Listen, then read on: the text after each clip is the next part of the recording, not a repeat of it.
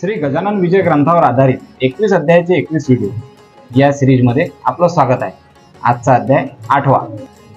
एक दिवस श्री कृष्णाजी पाटलांच्या या मळ्यात काही गोसावी येऊन बसले। त्यांनी लोकांना भगवद्गीतेची कथा सांगितली, परंतु ती लोकांना पटली नाही। कथा झाल्यावर ती लोक सद्गुरू गजानन महाराजांजवळ येऊन बसले। ही गोष्ट त्या गोसाव्यांना पटली नाही। ते गोसावी महाराजांना अद्वा तद्वा बोलू लागले।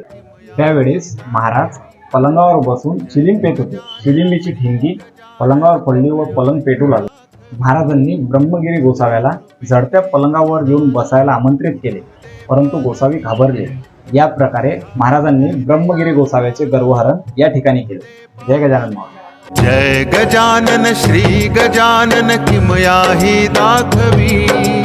जय गजानन श्री गजानन किमयाही दाखवी।